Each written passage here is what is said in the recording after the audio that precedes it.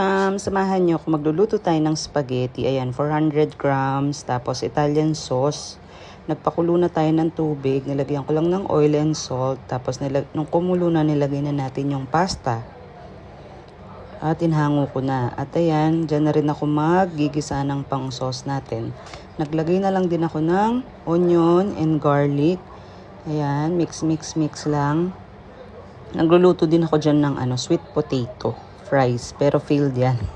Naging minatamis na sweet potato. Pero okay pa din. Ayan, mix lang hanggang sa maging okay yung onion and garlic.